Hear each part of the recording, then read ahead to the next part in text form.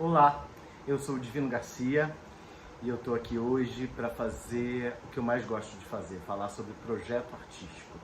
Eu vou aqui em alguns minutos explicar como funciona a feitura de um projeto artístico, desde a sua ideia até a sua execução. Eu sou ator, eu sou produtor, diretor, faço um monte de coisa dentro do teatro, do cinema, do audiovisual. E esse aqui é um resumo de uma oficina que eu dei para a SESC, a Secretaria Estadual de Cultura, através dos recursos da Lei Aldir Blanc. Eu ganhei um edital para fazer esse curso, só que eu postei o curso em 5 etapas no meu Instagram e ele foi hackeado.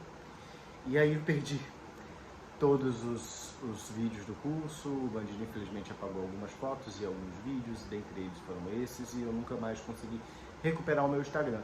Então estou aqui fazendo um resumido desse curso e para falar um pouco para vocês como é que funciona também esse projeto artístico. Mas antes de mais nada eu quero agradecer a SESC, a Secretaria Estadual de Cultura do Rio de Janeiro, e a Secretária de Cultura, Daniele, por ter feito esse edital de forma tão transparente, de forma tão correta, e ter ajudado a todas as pessoas da cultura quando elas tiveram dúvidas ou problemas, que foi o meu caso, esse, do Instagram hackeado. E eu conheço muita gente que foi beneficiada com esse edital, o Cultura Presente, que fez a diferença na vida das artistas e dos artistas do Rio de Janeiro durante o período de ápice da pandemia, né, onde não havia possibilidade de trabalho para os artistas de teatro, principalmente. Então vamos lá falar sobre o que eu mais gosto de fazer na vida, que é projeto artístico. Eu sou um realizador nato, desde que eu comecei a trabalhar no teatro, eu tive que me produzir para trabalhar como ator, e desde então tomei gosto pela realização, pela produção, e assim venho desenvolvendo alguns projetos no âmbito de alguns anos aqui no Rio de Janeiro. Bom, vamos começar com o que é de mais importante no projeto artístico, né? O que é mais lindo de um projeto artístico, que é a ideia. A ideia sobre o que fazer é, eu acho que o ato mais corajoso que um artista pode ter, assim, porque num amplo campo de possibilidades ele escolhe uma coisa para poder transformar em arte, ou em cinema, ou em teatro. E esse é um momento muito peculiar, né? Um momento onde tudo pode, onde você, quando descobre algo, é algo que o entusiasmo te preenche como um todo, e que você tem a certeza que aquele projeto e aquele trabalho é pertinente ao tempo onde ele está vivendo, que é uma das questões que você sempre tem que se perguntar. Se é um projeto que vai conversar com a comunidade em que ele está ancorado, se é um projeto viável, né, de execução viável, mas neste primeiro momento o que você pode fazer é um grande brainstorm, né? O que é isso? Um grande jogo de ideias. É sempre importante, quando se tem um projeto artístico, começar no papel ou no computador, como você achar melhor, mas já escrever esse projeto artístico, um grande resumo da sua ideia. Assim, pode ser um resumo bagunçado, um resumo caótico, onde você coloca os pontos fortes do que mais você imagina do que vai ser a execução desse projeto, o que você quer desse projeto principalmente, e como ele deve ser desenvolvido a partir do que você acredita, a partir do que você deseja para a criação do projeto. Bom, a partir daí, da ideia, a gente começa a executar o projeto. E qual é a melhor forma de executar? É dividir e organizar essas ideias. Para isso já existe um jeito geral de se fazer um projeto artístico, onde as maiorias dos editais ou casas de cultura que recebem projetos artísticos geralmente utiliza. E eu vou passar esses pontos aqui com vocês.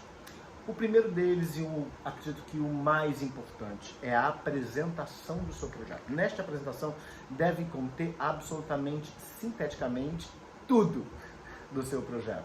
Quem vai fazer, onde ele vai ser realizado, se caso você já tenha esse espaço, com quem você vai fazer, principalmente quais são as parcerias, quem são os seus outros artistas, né, a sua equipe que vai trabalhar no seu projeto, o que ele é em termos gerais, assim, o que ele representa para a sociedade, qual que é o intuito dele, né, o intuito artístico desse projeto. É um momento onde a gente tende a escrever muito profundamente as nossas visões artísticas, o que é muito bonito e importante, mas esse olhar ele tem que ser sintético. Na apresentação, a gente precisa ter a ideia de que quem vai ler esse projeto, né, quem vai avaliar esse projeto, é uma pessoa, na maioria das vezes, técnica, que precisa entender claramente qual é a sua proposta. Então é sempre bom colocar o que você pretende como cenário, quem é o cenógrafo, o que você pretende como figurino, como iluminação, quem é que vai fazer isso, deixar claro quem são as cabeças, né, das pessoas fortes e o que elas representam, da onde surgiu a ideia, por que essa ideia é importante. Geralmente a apresentação você pode fazer no máximo uns 4 parágrafos de umas 5, 6 linhas. É o máximo, assim, porque a maioria dos editais eles têm números de caracteres contados, o que dificulta bastante. Mas eu acho que para uma primeira lauda de projeto, né, um primeiro resumo de projeto, ter 4 parágrafos de 5 a 6 linhas é excelente, onde você começa já apresentando quem é, né, você ou a empresa produtora que está propondo o projeto, se é um artista, se é uma empresa, se é uma produtora, propondo o projeto, e quem são as pessoas, o ponto forte, quem são as pessoas que estão envolvidas, que são legais, que você acha que pode contar pontos e dar credibilidade para o trabalho. Logo em seguida você vai dizer o que fazer, o que você vai fazer, né? Se você vai fazer, por exemplo, Hamlet, como é que você quer contar Hamlet, né? Qual o porquê disso, por que você fazendo Hamlet no momento. Então, que tipo de Hamlet você pretende, se ele é contemporâneo, se ele é clássico, e justifica um pouco do porquê, mas muito sinteticamente e diretamente, sem muitos floreios ou poesia, né? É um trabalho um pouco mais prático, um olhar mais prático sobre o seu projeto. Conclui sempre o projeto também dizendo o porquê que você está apresentando o projeto para aquela casa ou o edital que você propõe que você está se propondo a fazer, tá?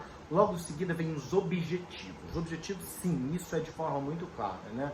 O que você pretende com o seu projeto? Estrear no Sesc Copacabana, ou estrear no Teatro João Caetano, são tópicos e tópicos simples, pouco desenvolvidos. Eu sempre uso tópicos, eu acho que é bem legal numerar esses tópicos também, né? O que você pretende fazer? Tem algumas casas que pedem algumas contrapartidas, o que a gente vai falar mais tarde, mas é legal você já colocar nos objetivos claramente quais são os seus objetivos do seu projeto com aquela instância onde você está propondo o projeto, né? Estrear em tal lugar, ficar em temporada tanto tempo, fazer uma oficina como contrapartida. O objetivo não é um objetivo subjetivo, porque às vezes você defende o projeto num objetivo, só se for muito claro. Por exemplo, se o projeto fala sobre questões de diversidade, que é a minha área de trabalho, e você propõe uma ação gerada da diversidade dentro de um objetivo, pensando, aí sim você pode justificar e criar um objetivo que fale sobre uma determinada ação. Mas o objetivo geralmente ele tem essa ligação com a ação, não com a subjetividade do projeto, não com o lado poético e profundo e artístico, e o que nos é mais caro e importante. Mas ali no projeto artístico, no objetivo, é bem importante a ação, o que você vai fazer e como você vai fazer essa ação que você está propondo.